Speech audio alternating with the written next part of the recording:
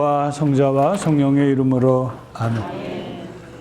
우리의 항상 삶을 이끌어 주시는 주님, 오늘 우리가 이사야서 또 둘째, 셋째 부분을 또 함께 하려고 합니다.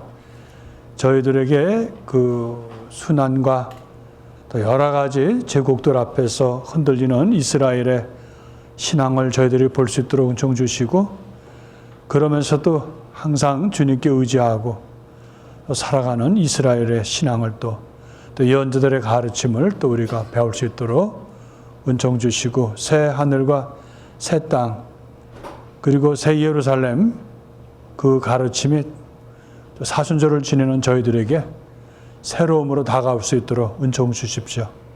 우리 주 그리스도를 통하여 비나이다. 성부와 성자와 성령의 이름으로 아멘. 안녕하셨어요? 우리가 이사야서 1장부터 66장에서 지난번에 얘기했듯이 그게 한 저자에 의해서 된 것이 아니라 아마 최소한도 두 저자 아니면 세 저자에 의해서 됐을 거다, 이렇게 보고 있어요. 그래서 이사야서 우리 한번 잠깐 복습하는 의미에서, 그래서 1부는 이제 머리글에서부터 해서 마지막에 바빌론 사절단에 대한 이야기입니다. 우리가 물론 이 1시간 동안에 이사야서를 다 하기는 어렵지만 전체 윤곽과 골자를 우리가 보면 또 그 이사야서를 전체 저희들이 이해하는데 앞으로 큰 도움이 될 거라고 봅니다. 오늘 여러분들이 나눠드린 자료는 그 성서와 함께해서 이렇게 요약해서 해준 거하고, 홍승모 신부님의 제2예언서, 제3예언서를 고맙게도 그 인터넷에 올려놨더라고요.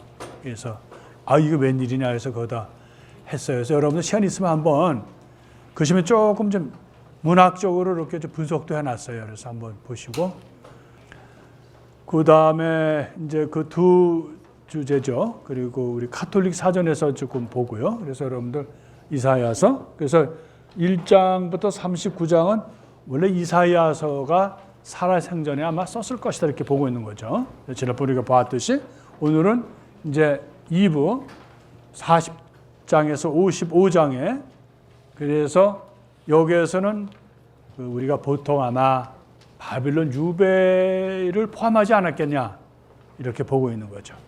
그래서 유배 중에의 어떤 희망, 유배 중에서의 어떤 그런 회고, 이스라엘 사람들이 어떻게 이렇게 살아왔길래 이렇게 소중했던 하느님의 나라를 잃어버리고 또 예루살렘을 또 잃어버리고 특히 성전을 잃어버린 데 한 그들의 그 회고죠. 또 회한. 우리가 어쩌다가 이렇게 됐겠느냐 하는 거. 남의 땅에서 어떻게 이렇게 했는가 하는 거. 그래서 위로가 주로입니다. 예언자는 바빌론에 있는 그 이스라엘 사람들에게 실망하지 마라. 하느님이 지금 여러분들을 벌로 다스리는 것 같아도 언젠가는 돌아갈 예루살렘으로 귀환할 수 있는 날이 있을 거라고 계속 위로의 말을 주는 것이 이사야 제2의 예언서의 그 주제입니다.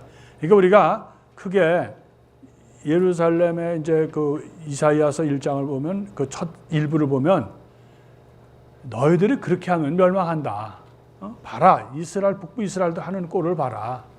그래서 계속 예루살렘 멸망에 대한 이야기를 많이 합니다. 그래서 이것은 어디하고 많이 연결되냐면 열왕기 우리가 어디예요? 그 가르침에서 예루살렘 함락까지 되잖아요. 물론 우리가 나중에 역대기에서 에즈라, 느헤미야하고 그 귀환한다는 얘기는 하지만 열왕기는 예루살렘 멸망까지 하거든요. 그러니까 아마 이사야 예언서도 그 멸망까지가 이렇게 됐을 거다. 그래서 이 장은 2부는 어떻게 돼요? 유배지에서의 얘기니까 주로 위로와 용기를 주는 것이 주제다. 여러분들 간단하게 생각하시면 돼요. 그럼 3부는 뭐겠어요? 돌아와서 이제 그래서 이방인들에게 내리신 약속이 있어요. 그래서 2부에서는 이방인들, 그 인접 국가들의 멸망에 대해서 많이 얘기를 합니다. 우리가 조금 더 세부적으로 볼 거예요. 그리고 돌아와서 이제 하느님은 이스라엘 사람뿐만 아니라 이렇게 모든 나라, 그런 나라에게도 구원을 펼치시기 위해서 이렇게 우리 유배를 내렸고 또 이런 구원의 역사를 펼치셨다는 거. 그래서 구원이 이스라엘 사람뿐만 아니라 이제 세상으로 향했다는 거, 넓어지는 거죠. 그래서 그것이 있고, 그다음에 아까도 말씀드렸지만 땅과 새 하늘과 새 땅, 또 새로운 새 예루살렘이라는 건 이게 뭘까? 이것은 종말론적으로 연결하는 거예요. 세상의 종말에는 하느님의 나라가 올 것이다. 그래서 예수님은 그러한 사상을 잘 연결하셔서 하느님의 나라에 대한 얘기를 많이 가르치시죠. 그래서 이게 이사야 예언서에서 가르쳤던 그런 제3예언서의 많은 그 사상이 예수님의 사상과 연결이 됩니다.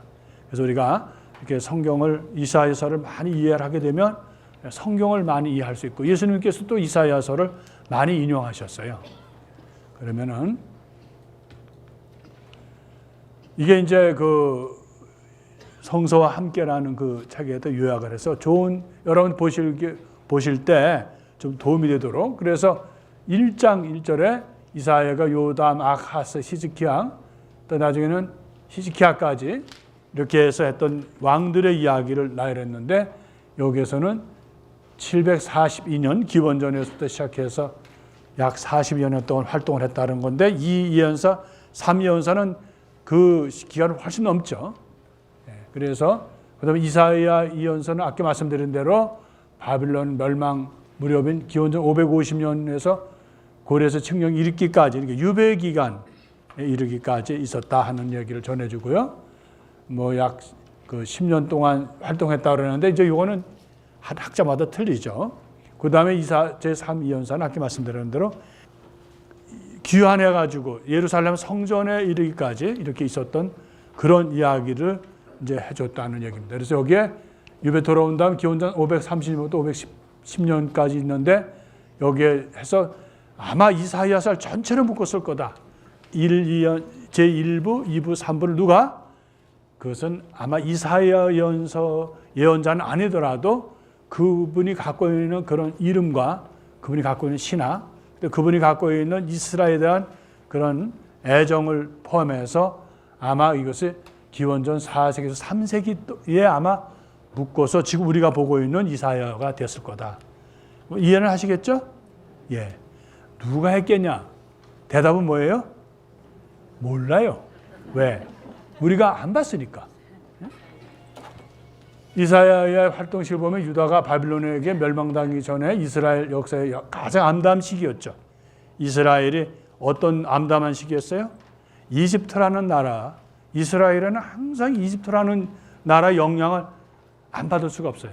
왜냐하면 이집트와 그리고 소아시아를 이어주는 그런 발판이 바로 다리 역할을 하는 것이 가나안이었기 때문에, 그래서 북쪽이 우세하면 북쪽에 또 영향을 받고, 남쪽이 우세하면 남쪽 영향을 받고, 그게 이스라엘의 아주 그 지정학적인 그런 아픔과 슬픔이죠. 예. 그리고 여기 이제 착오를 한 거예요. 원래는 뭐 역사에서 가장은 없죠. 이스라엘이 안 멸망했으면 어떻게 됐겠냐. 왜냐하면 이스라엘은 어디 하면 당장 이집트가 지금 바로 막강한 제국이고, 바로 또 아시리아가 계속 공격하니까 그거 눈치 보기 바빴던 거예요. 아시리아 눈치 보랴 에집트. 여기 이제 거기 성서와 함께는 빌붙었다고 얘기했더라고. 아시리아와 이집트에 빌붙어 살려고 했다는 거예요. 말이 너무 있어서 그냥 일부러 썼어요. 그랬는데 사실은 헛다리 짚은 거예요. 아시리아를 믿었지 않고 바빌론을 믿었으면, 신생국가 바빌론을 믿었으면 됐는데 그게 되지 않았다. 그래서 결국은 바빌론에 의해서 멸망하게 되었다. 역사는 가정이 없죠. 그러나 우리가 이제 한번 아쉽죠. 그래서 우리가 여기 이제 결국 하느님의 말씀에 귀를 기울이지 않죠. 그럼 이렇게 생각할 거예요. 아유, 하느님 말씀을 잘 듣지. 왜 그 안 들어가지 멸망하냐? 우리 그렇게 물어볼 수 있죠?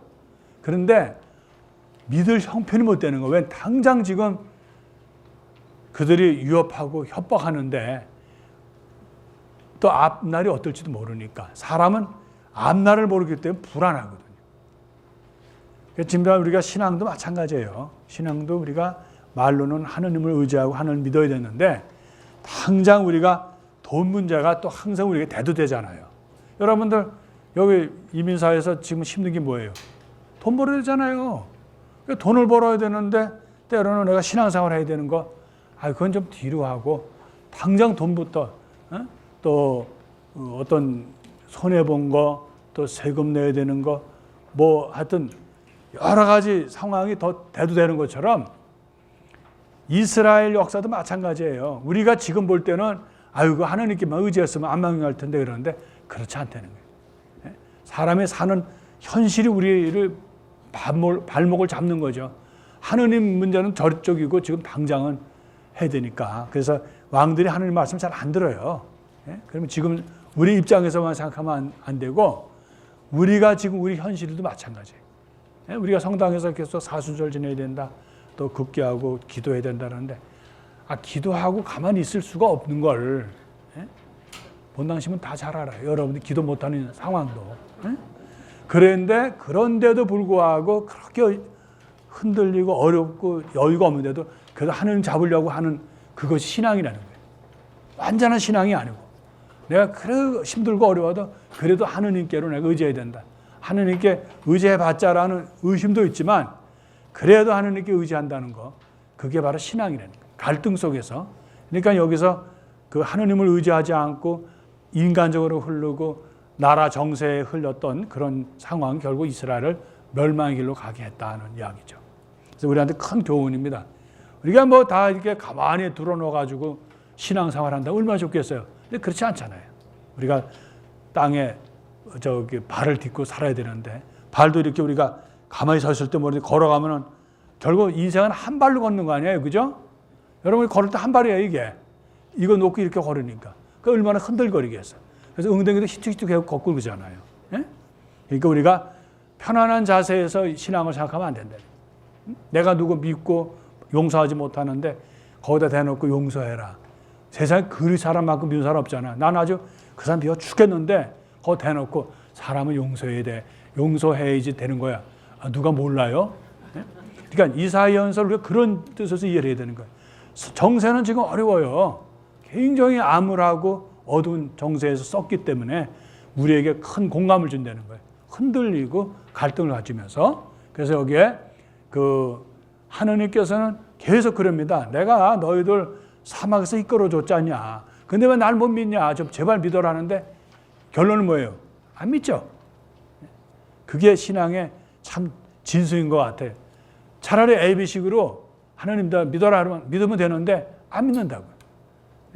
우리의 삶도 마찬가지예요. 우리도 흔들리고 또 우리가 또 여러 가지 결심하지만 안 될 때가 많거든요.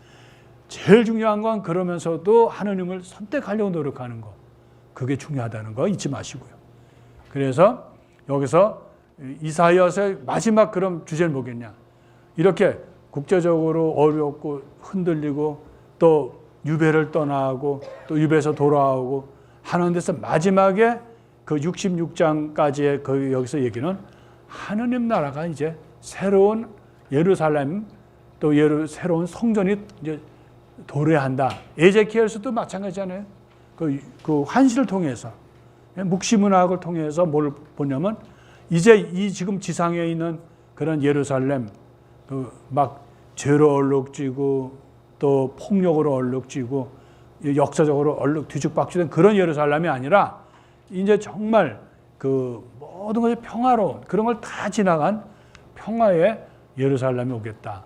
그래서 그러한 그 메시아의 시대가 오겠다는 것이 이 이사야서의 그 끝의 그 결론입니다. 우리가 그러니까 이런 흐름을 전체로 이렇게 알면 너무 복잡한 게 아니라 1부, 2부, 3부로 해서 1부는 예루살렘 멸망까지, 2부는 멸망해서 귀환까지, 그리고 3부는 귀환 후에서 메시아 시대를 기다리는 데까지 이렇게 생각하면 된다는 거.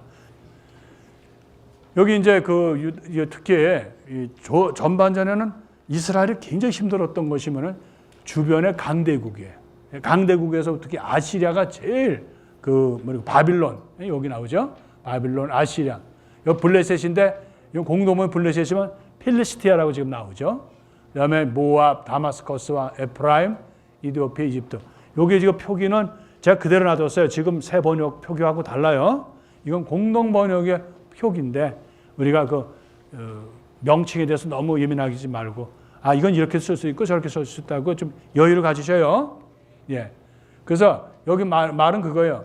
너네들이 이렇게 아주 막강한 나라인 것 같아도 그 나라도 다 사라진다는 거, 멸망한다는 거. 너네 거기다 그냥 헛다리 잡고 거기다 의지하지 말고 좀 하느님을 좀 믿어라. 하느님 지금 당장 보이지 않고 못 믿을 것 같아도 그래도 하느님 믿어라. 그게 주지입니다. 이 제2사에서는 40장부터 55장인데 여기서는 587년, 538년 사이에 약 50년간 바빌론 유배 상황과 관련되어 있다는 거예요. 이것만 잊지 마시면 돼요. 여러분 이걸 보시고 나중에 여러분 자료를 내가 요약을 한 거예요. 아셨죠? 보시면 됩니다. 그 다음에 여기 나오면 어떻게 나오겠어요? 제3예언서가 나오겠죠 또. 제3예언서는 일반적으로 바빌론 유배에서 그러니까 에즈라, 느헤미야와 연결되는 시대라고 보시면 돼요. 에즈라, 느헤미야를 우리가 보면 어떤 거예요? 지난번에 우리 역사서에서 볼 때 어떻게 됐어요? 에즈라, 느헤미야는 538년에 바빌론 유배가 끝나면서 돌아오면서 1차, 2차, 3차로 돌아옵니다. 그래서 그들이 제일 먼저 한 게 뭐죠? 에즈라, 느헤미야가 한 얘기 뭐예요? 명찰 다른 거죠. 우리는 이스라엘 사람이다 하는 걸 이제 알려줘야 돼요. 명찰 달아야 되는데 명찰 다는 것은 1번이 뭐예요? 안식일을 지키는 거죠. 이스라엘 사람들은 다른 민족과 틀리구나. 안식일을 지킨다. 저 나라 안식일을 지키네. 그게 명찰 다르는 거예요. 알아서 이스라엘 사람의 신원을 얘기해 주는 거예요. 두 번째가 뭐 있죠? 남자들한테 해당되는데 할례. 예? 왜 남자들은 가만히 있냐고 할례 얘기할 때 여자분들이 왜 얘기를 하게? 남자분들 좀 하세요. 할례를 대해서. 예? 그래서 아주 그게 고리백인 거야. 이스라엘 사람에 대한 그 신원을 자꾸 확립하다 보니까. 그래서 사도 바울에 이르기까지 또 우리 초대교회 또 예수님 시대에서 할 때 이방인들과 가장 힘들었던 게 뭐냐면 그리스도교 안에서 할례 문제잖아요. 그것도 아무것도 아닌데. 사실 위생학적으로 하는 건데 마치 이스라엘 사람만 해야 되는 걸로 아는데 사실은 할례는 이스라엘 사람만 한 게 아니에요. 고대 근동의 그 나라의 문헌을 보면 다 남자들은 할례를 했어요. 왜냐하면 죽으니까 잘못하면. 그리고 세 번째 명찰은 또 뭐가 있을까? 억지로 만든다면. 요즘 제가 떠들었는데. 또 모자 쓰는 거? 나도 그것도 맞고요. 내가 이쪽만 너무 좁아요. 세 번째, 그러니까 안식일, 할례, 그다음 하나 억지로 하면 뭐가 있을까요? 나는 너무 기쁜 거 있죠. 여러분 대답 못하면. 성전이죠. 무너진 성전을 다시 재건하려고 한 거예요. 우리 이스라엘 사람들은 하느님의 성전이 있다. 이걸 강조한 거예요. 그래서 성전에 대한 자부심. 이스라엘 사람들이 재건하기 위해서 그러니까 귀환해갖고 제일 먼저 한 일이 아까 말씀드린 대로 안식일 그거 지키는 거 강조했고요.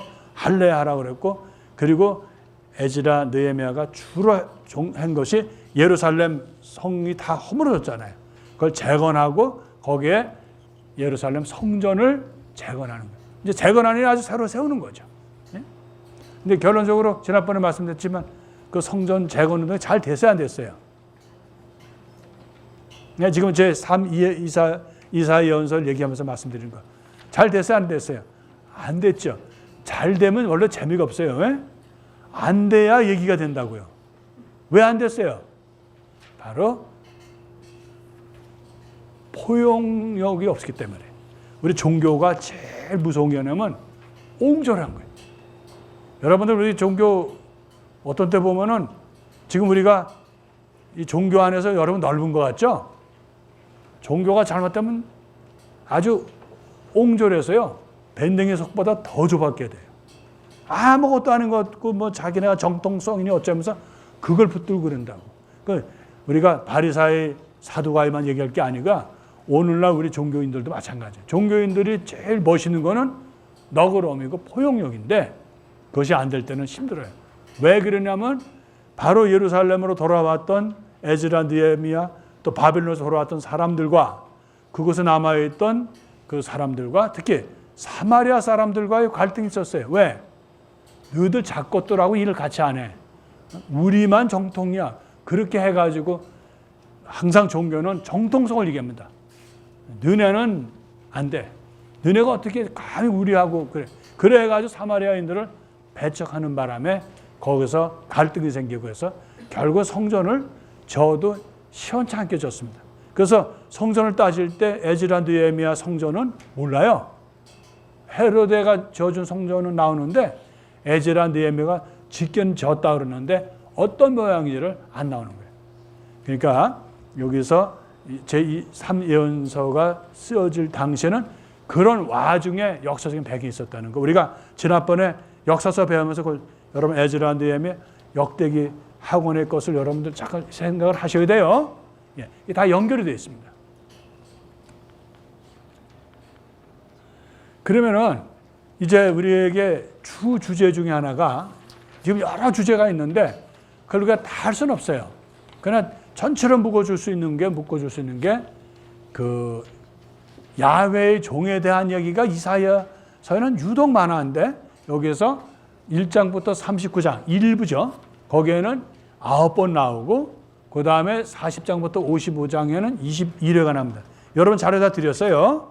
여러분 자료를 여기다 이제 해놓고 보니까 나중에 여러분 자료를 보시면 돼요. 그 다음에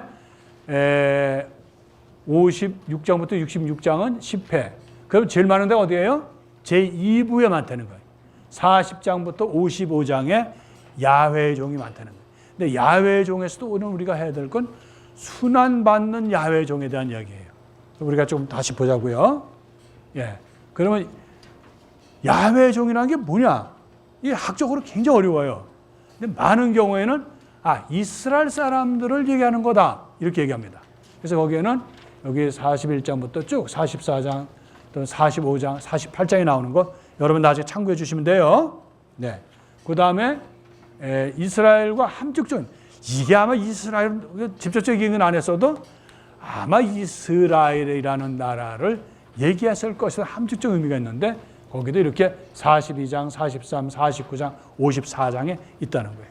그리고 단 한 곳에 예언자에 대한 얘기를 한다는 거예요. 그게 몇 장에? 44장에 나온다는 거예요. 끝으로 그러면 이게 뭐를 얘기하는지 모르겠다. 이스라엘 얘기하는 것도 아니고 예언자 얘기도 아니고 그게 뭐냐? 우리의 답은 메시아에 대한 거는. 이스라엘 사람들은 못 받아들여요. 왜? 야, 메시아가 뭐가 부족해서 고통을 받겠냐?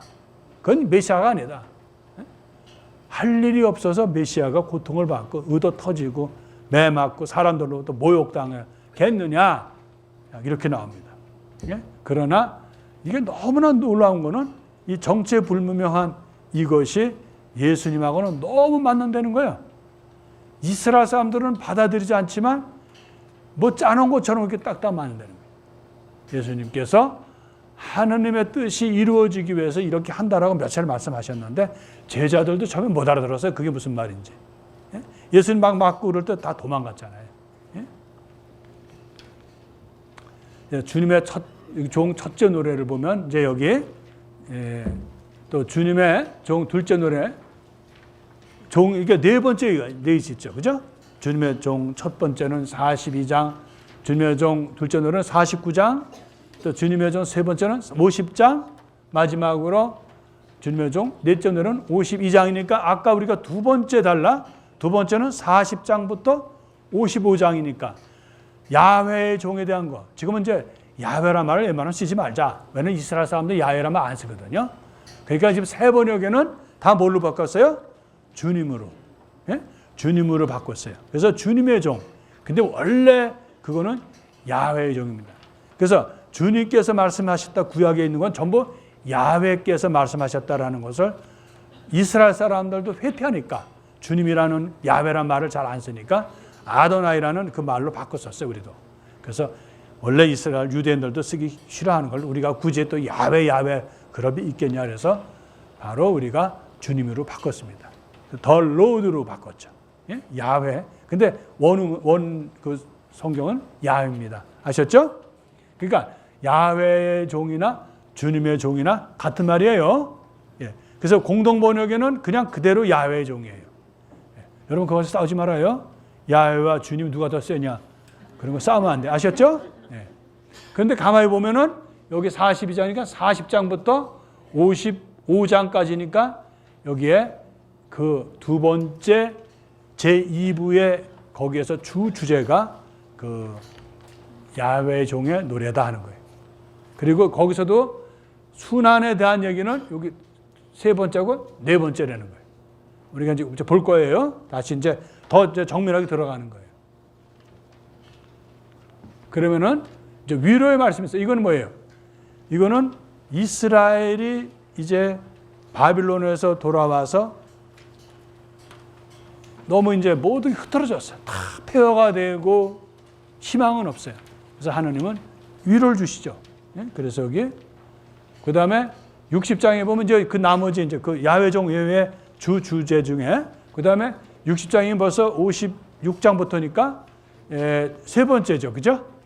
그래서 여기는 예루살렘 영광, 그 다음에 예루살렘 새 예루살렘, 새로운 창조, 새 하늘과 새 땅 이렇게 된다는 거예요. 예루살렘의 구원. 가만히 보면 예루살렘이 중심이에요. 예루살렘 영광, 새 예루살렘, 새 예루살렘의 구원. 그리고 여기도 보면 새 하늘과 새 땅에는 새 예루살렘과 연결된다는 거예요. 이게 언제예요?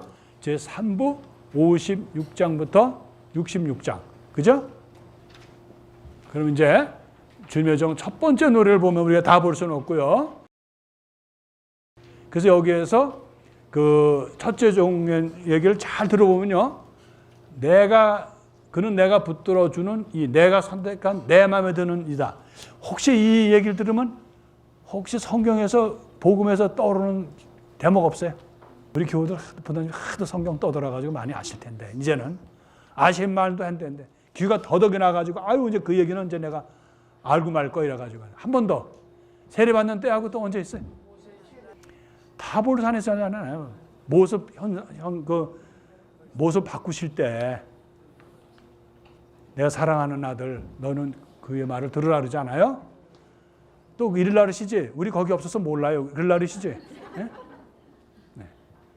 그리고 이 메시아의 모습을 막 요란하게 하는 게 아니라 평화롭게 온건하게 한다는 거예요. 그래서 그는 상한 갈대도 안 꺾고 목소리 높이지 않는다. 조용히 한다는 거예요. 그러나 세상을 변화시킨다는 거예요. 야훼 종의 모습은. 그리고 그는 공정을 새겼다는 거예요. 세상 사람들이 말하는 불의와 폭력을 그는 평화와 공정을 새겼다는 아주 중요한 말씀하십니다. 첫 번째. 그래서 42장이 그렇고요. 두 번째는 이제 주님의 종의 둘째 노래는 49장에는 이렇게 여러 가지가 있지만 바로 여기서 주님의 종을 이스라엘 보는 대목입니다. 그죠? 너는 나의 종이다. 이스라엘아, 너에게서 내 영광이 드러나리라. 그래서 여기서 야훼의 종이 이스라엘이라고 지칭한 대목 중에 하나입니다. 아까 여러분 찾아보면 이게 나옵니다. 예? 그런데 거기를 보면은 나는 쓸데없이 고생만 하겠다. 허무하고 허망한 곳에 내 힘을 다 써버렸다. 이게 무슨 말일까요? 아마 바빌론의 유배에 그렇게 허송세월을 한 거. 우리가 이런 얘기할 수 있어요. 나는 왜 쓸데없이 이렇게 시간을 많이 버렸을까? 왜 이걸 깨닫는데 이렇게 시간을 소비했을까? 그런데 성경은 소비하고 쓸데없는 데에서 구원의 역사가 시작된다는 거예요.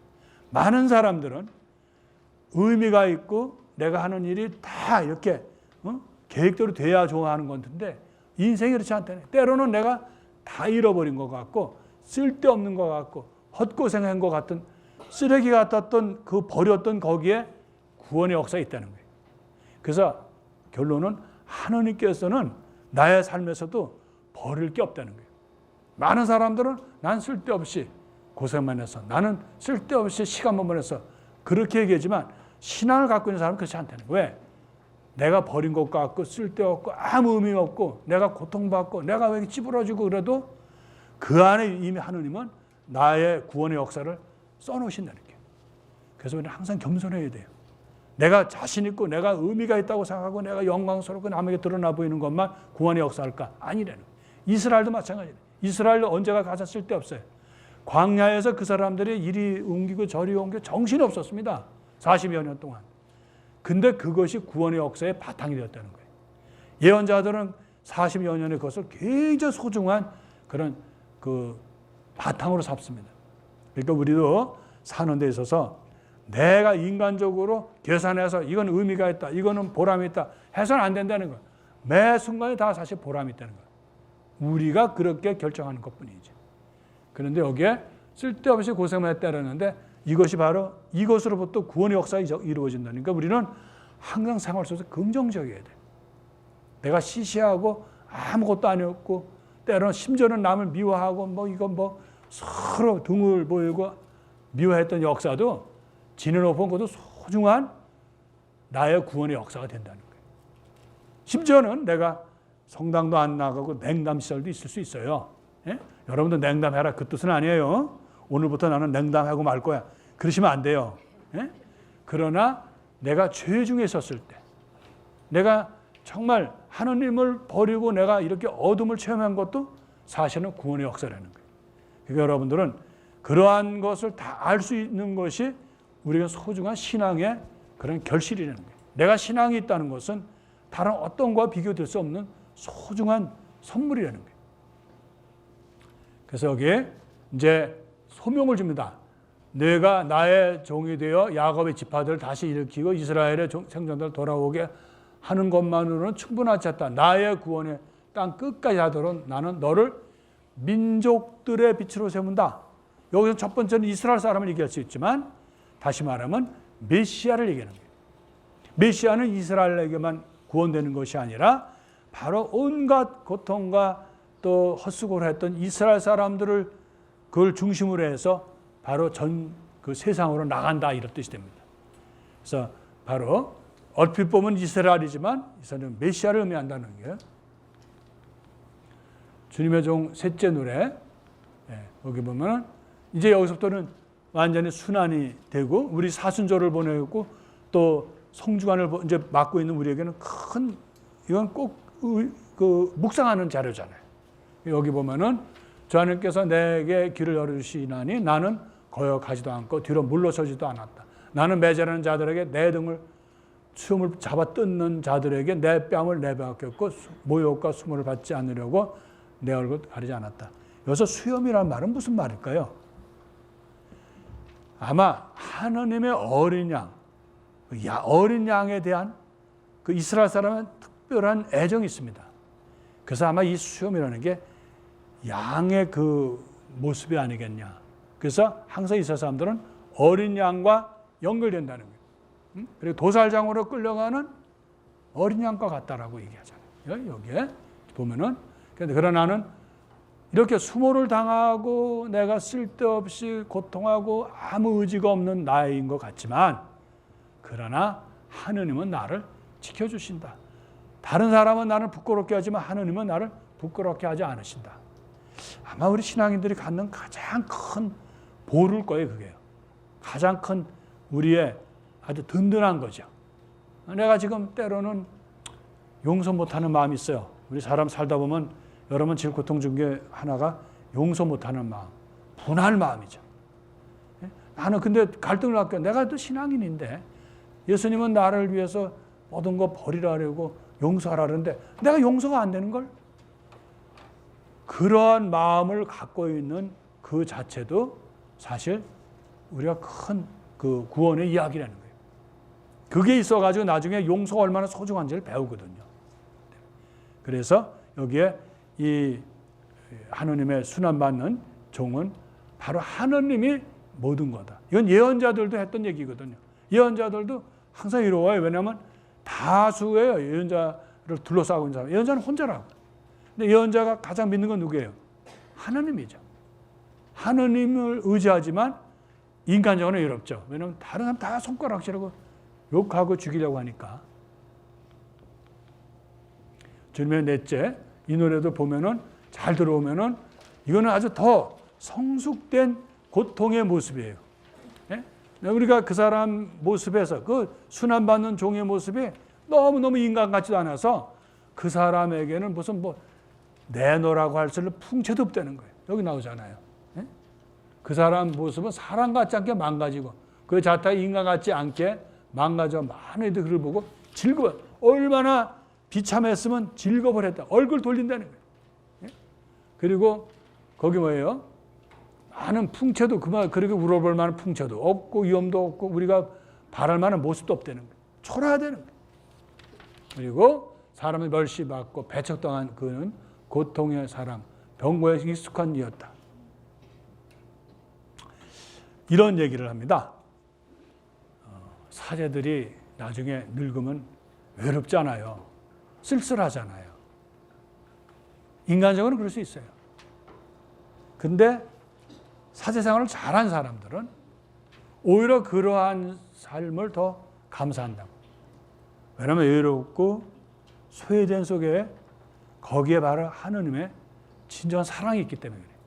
우리는 많은 경우에 사람에게 의지하고 자식들에게 의지하고 재물에 의지하고 또 우리가 서로 끼리끼리 해서 하는 그게 영원하지가 않아요. 근데 어떤 사람은 그거 좀 구하려고 그 위로 좀 받으려고 그걸 받아봐야 한 움큼도 안 돼.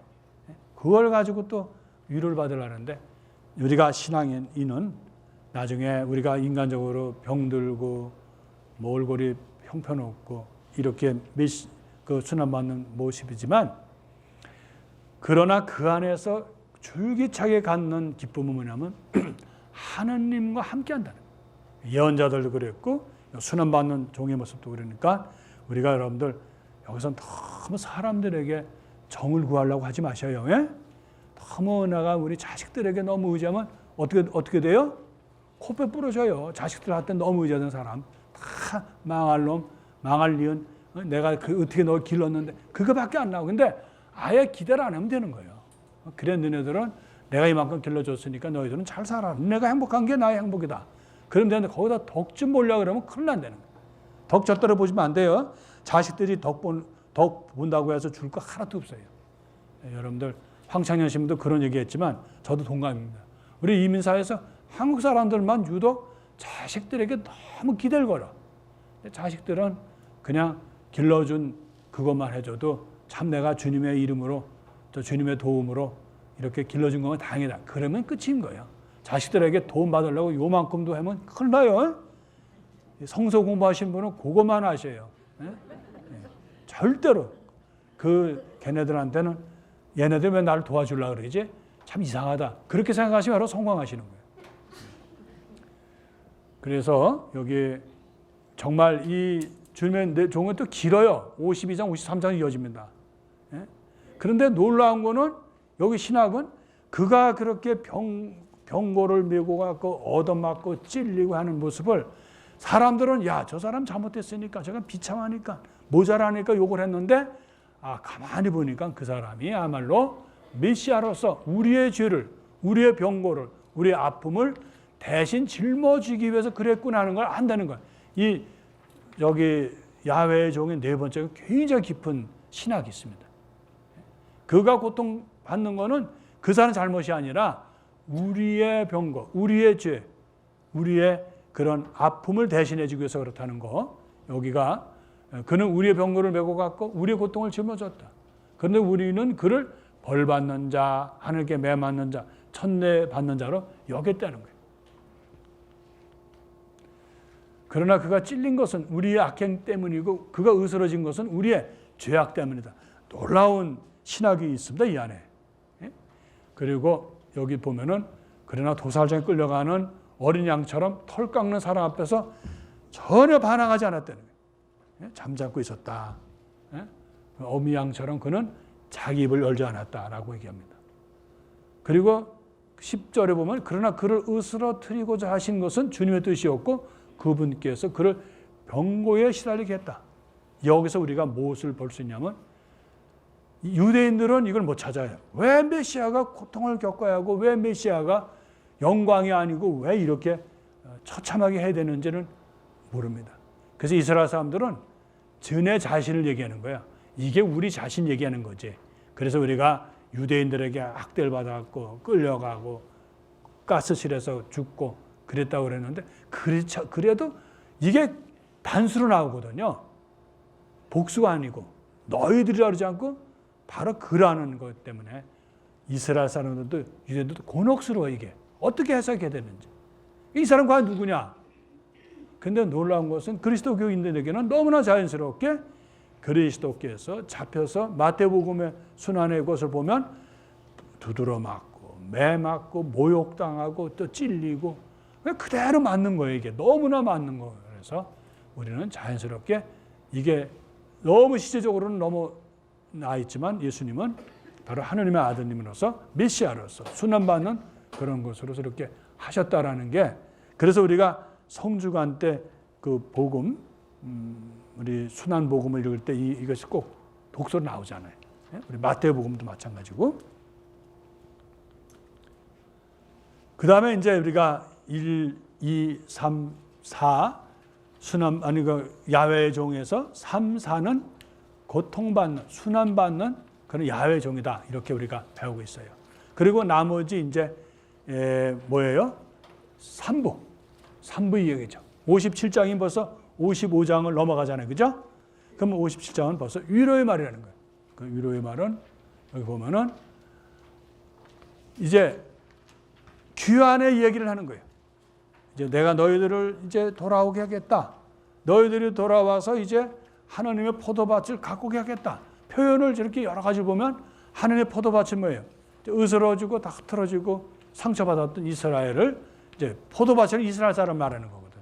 이스라엘을 구원으로 이끌겠다 이런 뜻이거든요. 근데 여기를 보면은 여기 나는 그들의 길을 보았다. 그러나 나는 그들의 병을 고쳐주고 그들을 인도하며 그들에게 위로를 갚아주리라. 또 그들 가운데 슬퍼하는 이들에게 나는 입술의 열매를 맺어주리라. 멀리 있는 이들에게도 가까이 있는 이들에게도 평화 주님께서 말씀하신 나는 그들의 병을 고쳐주리라는 거예요. 근데 여기에서 이제 중요한 것이 돼도 되는데 악인과 의인이 나오는 거예요. 모든 사람에 평화 주는 게 아니라 바로 하나님의 뜻을 하나님의 의를 실천하는 사람, 정의를 실천하는 사람에게는 바로 하나님께 평화를 주시지만 그것을 등지고 그리고 사람 형제들을 괴롭히고 또 악을 일삼는 악인들에게는 어떻게 돼요? 바로 멸망을 준다. 이런 그 심판의 의미가 납니다. 그래서 이거는 종말과 연결돼요. 종말. 그래서 예수님께서 마태복음 25장에서 뭐가 나면 내가 이제 이 세상의 마지막 날에는 바로 이제 임금으로 오겠다. 그래서 악한 사람 또 선한 사람 양과 염소를 갈라놓듯이 그래서 이런 연결이 된다는 거예요. 예? 새 예루살렘. 새 예루살렘 우리 신약성서에서는 하느님 나라를 말하는 거예요. 근데 많은 사람은 하느님 나라는 그럼 따로 이렇게 있느냐? 우리가 말하는 공간적인 그런 것이 있느냐? 그거에 대해서는 우리 다들 그건 아니다라고 합니다. 왜? 예수님은 한 번은 너희가 하는 나라가 여기 있다 저기 있다 그러지 말고 바로 너의 마음에 있다라고 하시는 건 너의 삶이 그렇게 살면 이미 하느님 나라가 시작된다는 거예요. 그 좋은 얘기가 우리가 이 세상에서 정말 선행을 베풀고 기도하고 또 의인의 길을 가려고 노력하고 사람들이 부정을 하고 어쨌든 나는 그런 데 관계없이 그냥 양심적으로 솔직하고 진실하게 살려고 노력하는 사람들. 여기 자본주의는 뭐 슬쩍슬쩍해서 돈도 벌잖아요. 그러나 그런 거는 내가 따지지 않고 내가 한 것만큼만 고지식하게 산다. 그것도 벌써 그 사람 안에는 평화가 있는 거예요. 불의를 저지르려고 돈을 벌으면 물론 인간적으로 돈을 벌겠죠. 그러나 그 마음속에는 벌써 이미 하느님 나라가 없어진다는 거예요. 그러니까 여기 있다 저기 있다가 아니라 공간이 아니라 바로 그렇게 살아가는 사람의 삶을 바로 예수님은 하느님 나라로 여기는 거예요. 여기 그래서 아주 길어요. 근데 여기 보면 예루살렘을 다시 일으키겠다. 폐허된 예루살렘이죠. 멸망의 예루살렘이죠. 그러나 그것을 다시 하고 또 여기 보면 내가 다시는 너의 곡식을 내 원수들이 양식을 내어주지 아니라 내가 수고하여 얻은 포도주를 다시 이방인들 마시지 않게 하리라. 이게 뭐냐면 이스라엘 사람들이 애써서 했던 것이 다 빼앗겼잖아요. 그러나 새 예루살렘에는 그런 게 없다는 거예요. 그래서 이것은 종말론적으로 이제 하는 거다. 그리고 앞으로는 버림받지 않은 도성이다. 이 뜻은 뭐예요?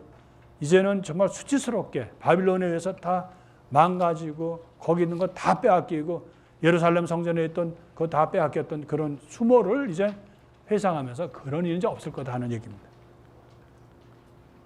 새로운 창조는 이게 아주 유명한 얘기죠. 내가 이제는 새 하늘과 새 땅을 마련하겠다 하는 얘기입니다.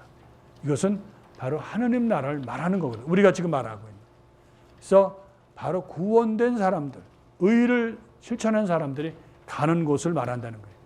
예? 그래서 여기에 이제 예루살렘으로 말하면서 어떤 새 예루살렘에는 과거에 비참한 것이 아니라 기쁨으로 이렇게 되어 있고 모든 백성들이 그 안에서 기뻐할 것이다. 요한 묵시록에서 많이 인용되는 말이에요. 새 예루살렘 또 새 하늘과 새 땅이라는 거 요한 묵시록은 그 묵시 문학을 통해서 이제 종말론적으로 얘기하는 거죠. 그러니까 벌써 이사야서 하반기에 들어가면은 벌써 여기 65장이면 66장 마지막이잖아요. 별로 종말적이고 그리고 하느님 나라의 도래에 대한 이야기를 합니다. 우리가 이스라엘 사람들을 네 가지로 구분했어요. 첫째, 예수님 시대 때 첫째는 뭐예요? 우리 자주 하고 예수님을 많이 괴롭힌 사람들 왜? 바리사이. 두 번째, 사두가이. 세 번째 뭐예요? 진로트레에서 혁명당원. 야, 우리가 뭐 기다릴 필요가 있냐? 무력으로라도 로마 군대나 다른 것을 공격해서 우리 주권을 찾아야 된다. 그 마카베오가 바로 그런 사상을 갖고 있었던 거예요. 마카베오.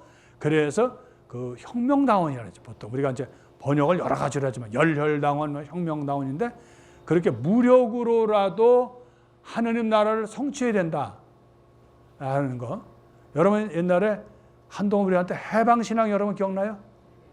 해방신앙이 약간 연결되어 있어요. 우리 교회에서는 절대로 안 된다. 무력으로 교회를 세우거나 무력으로 하느님 나라를 세우는 건 안 된다.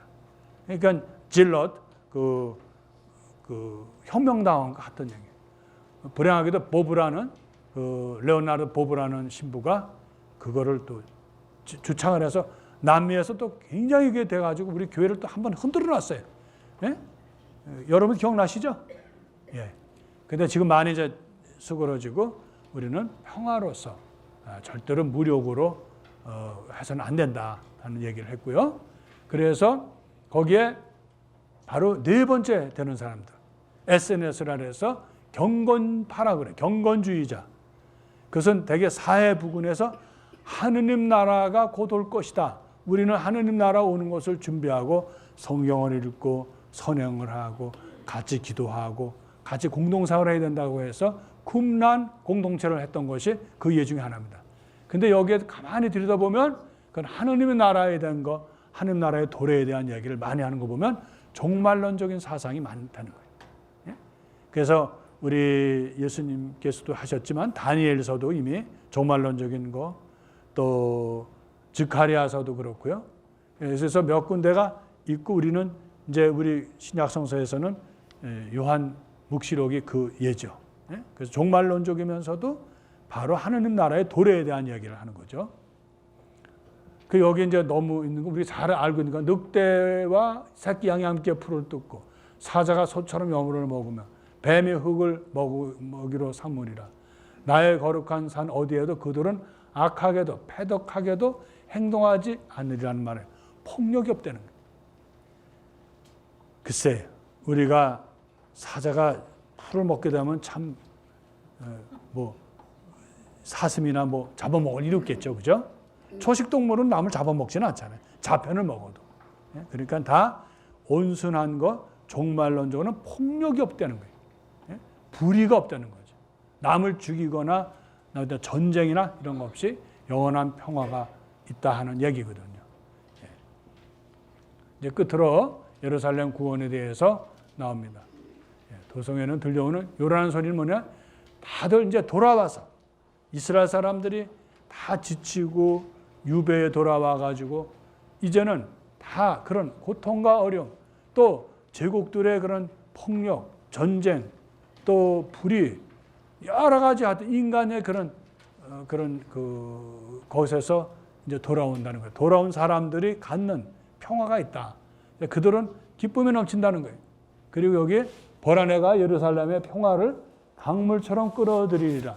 민족들의 영화를 넘쳐 흐르는 시냇물처럼 끌어들이리라. 너희는 젖을 빨고 팔에 안겨 다니며 무릎 위에 교훈 받으리라. 누구로부터?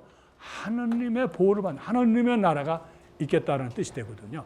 그래서 여기에 우리가 이제 우리 그 이사야서 전체는 다 못했지만 전체 아웃라인 우리가 했어요. 그 중에서 제일 큰 주제는 사순절을 우리가 맞이하면서 주제 중에 하나는 야훼의 종에 대한 얘기다. 여러분들 이제 그 드린 유인물 한번 다시 읽어보시고 또 그것을 묵상하시고요. 우리가 성경이라는 게 읽고 지식만이 중요한 게 아니라 우리가 한번 읽고 정말 사순식이 얼마나 좋아요. 예수님의 순환에 대해서 묵상할 수 있고, 그리고 더 나아가서는 우리가 아마 신앙인들이 제일 힘든 게 고통을 받아들이는 거예요. 여러분들 말이 쉽지 고통 받아들이겠어요? 고통은 여러 종류잖아요. 고통에는 신비하잖아요. 고통은 실체를 몰라요. 그리고 더 속상한 거는 내가 잘못하지 않아도 고통을 받는다는 거예요. 구약에 있어서는 죄를 받기 위해서 죄에 대한 대가로 고통을 받는다는 게 신학이거든요. 근데 욥을 통해서 얻는 신학은 뭐냐면 의인도 고통을 받는다는 거예요. 아무 잘못도 없어요. 근데 고통을 받아요. 우리가 펄펄 뛰잖아요. 고통받으면. 여러분 억울한 소리 들으면 가만히 있어요? 펄펄 뛰잖아요. 내가 왜 그런 욕을 먹어야 돼? 내가 왜 고통을 받아야 돼? 이러면서 막 그러잖아요. 그만큼 우리가 고통받는 게 익숙하지가 않고 매번 새롭게 과거에 받은 고통이 면역이 돼가지고 좀 그 고통을 잘 받으면 되는데 고통은 그때마다 싫은 거예요. 또 우리가 어디 뭐 하다못해 무슨 모임이 있어도 나를 또 꼭 고통스럽게 하는 사람이 한두 명 있어요. 고맙게도. 사람이 그런 사람이 없으면 내가 사실 지루하잖아요. 그런 사람이 있음으로써 내가 이 지루한 걸 잊어버리잖아요. 그 사람 미워가지고 잠도 잘 못 자고 언제 내가 이렇게 잠 못 잔 정도로 이게 긴박하게 돌아가는 걸 알겠어요. 저도 이렇게 말하지만 누가 나 욕하면 싫어요. 어떤 주교님한테 어떤 신부가 아주 잘난 척하고 신부님 요새 주교님 그 사람들이 주교님 욕 많이 하는 거 아세요? 그랬더니 알아. 앞에서 욕하는 거가 좋아요? 뒤에서 딴소리 하는 게 좋아요? 또 주교님 뭐라 그랬어요? 두 개 다 싫어. 그럼 우리는 뭐 바른 소리 한다고 옆에서 하는 것도 듣기 싫잖아요. 어떤 때 다 듣기 귀찮잖아요. 그 듣는 자체가 고통이거든요. 그런데 이번 사순절 동안은 특히 고통받는 수련받는 야훼의 종을 묵상하면서 내가 받는 고통, 내가 아무 이유도 없이 잘못도 없는데 고통받는 것은 바로 그리스도의 고통과 연결된다는 거예요. 우리가 그러한 신앙만 있으면 우리 이 세상에는 여유 있게 살 수 있어요. 안에 이런 고통 정말 나에게는 큰 도움이 된다. 그렇게만 생각해도. 저는 어릴 때 저도 뭐 아주 대대로 내오는 가톨릭은 아니지만 부모님들이 어디 뭐 무릎 까지거나 또 아프거나 그러면 꼭 하는 얘기가 너가 이렇게 아프면 나중에 누군가 이렇게 아픈 사람을 기억하라고 네가 아픈 거야 이렇게 얘기하고 뭐 어린 나이가 뭔지 모르겠죠. 그것도 무슨 소리인지도 모르지만 철들었으면 아유 그런 말 하지 마세요 그럴지 모르지. 너무 어려가지고 그게 무슨 소리인지 모르고 그냥 그랬는데 지내놓고 보면 그게 우리 가톨릭의 깊은 신앙인 것 같아요. 여기 아프니까 이거 성령 기도 좀 해주세요. 그건 뭐예요? 가볍지. 손가락 하나 아픈 거 가지고 성령 기도하면 좀 너무 세잖아요. 성령 기도는 큰 걸로 하시고 여기 코감기가 걸렸는데 성령께서 기도해달라고. 그게 가톨릭 신앙이 아닙니다. 가톨릭은 아픈 것을 잘 참을 수 있도록 받아들일 수 있도록 그렇게 기도해달라는 게 가톨릭 신앙의 신자의 기도예요. 그게 더 깊은 의미가 있거든. 그냥 할렐루야 할렐루야 하면서 그냥 성령 기도 그냥 조금만 아파도 아이고 은혜 받았네. 주님이 은혜를 주셨네. 그거는 조금 간지러워. 그죠? 그러니까 여러분들은 너무 그냥 좋은 것만, 너무 은혜 받는 것만 하지 마시고, 때로는 이유 없이 고통받고 모함받고 억울한 소리 들어도 그거를 예수님의 십자가로, 예수님의 고통으로 돌릴 수 있으면 우리가 이 순환받는 야훼의 종에 대한 의미를 새길 수 있다는 거예요. 제일 중요한 거 잊지 말아야 돼. 의인도 고통을 받는다는 거예요. 이렇게 우리가 변명하거나 너무 나는 막 그럴 필요 없다는 거예요. 침묵 중에 오히려 우리 주님께 그걸 잘 받을 수 있도록, 내가 이걸 잘 극복할 수 있도록, 그리고 내가 무슨 잘못을 했기 때문에 그걸 기어갖기 위한 기회라고 생각한다면 아마 사순절의 의미가 우리가 좋을 거예요. 예? 제일 중요한 것은 고통은 고통으로 안 끝난다는 거예요. 바로 평화로 이끌어준다. 순환은 어디로 연결돼요? 부활로 연결되는 거예요. 그래서 우리가 이렇게 자부심을 갖고 잘 사는 거예요. 내가 고통으로 끝나는 게 아니라 고통을 잘 견디고 그것을 받아들이면 주님은 거기에 대해서 나를 천상 예루살렘으로 또 부활로 이끌어 주신다는 거예요. 우리는 항상 희망이 있다는 거예요. 예, 오늘 에레미야도 길어요. 근데 그것도 해서 에레미야 4월 25일 날 있습니다. 여러분들 수고하셨어요. 성부와 성자와 성령의 이름으로 영광이 성부와 성자와 성령께 전과 같이 이제와 항상 영원히 아멘. 성부와 성자와 성령의 이름으로 아멘. 감사합니다.